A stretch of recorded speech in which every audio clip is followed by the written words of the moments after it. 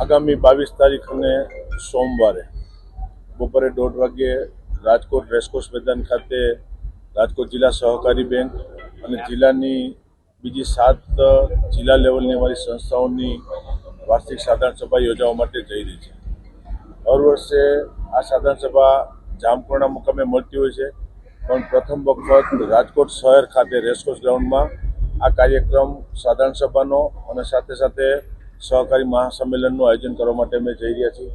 આ કાર્યક્રમની અંદર દેશના ગૃહ અને સહકાર મંત્રી માનનીય અમિતભાઈ શાહ સાહેબ આ કાર્યક્રમની અંદર ઉપસ્થિત રહેવાના છે। આ કાર્યક્રમ રાજકોટ જિલ્લા સહકારી બેંકની જે હેડ ઓફિસ છે ત્યાંથી શરૂઆત થશે।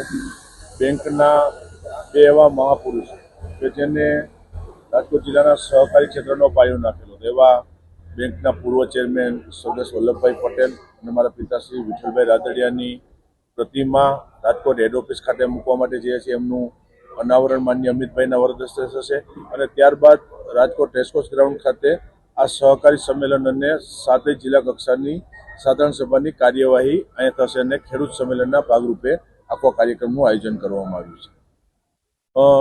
કાર્યક્રમના અધ્યક્ષસ્થાને કીધું કે દેશના ગૃહ અને સહકાર મંત્રી અમિતભાઈ શાહ ઉપસ્થિત રહેવાના છે। અમારા પોરબંદર વિસ્તારના સાંસદ અને કેન્દ્રીય મંત્રી મનસુખભાઈ માંડવિયા ઉપસ્થિત રહેવાના છે।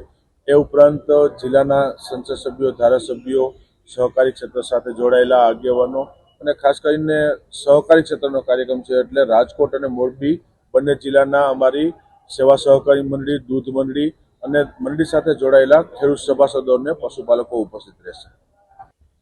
બેંકની દર સાધારણ સભાની અંદર હંમેશા હું કાયમી માટે મંડળી અને ખેડૂતો માટે જાહેરાત કરતો હોઉં છું।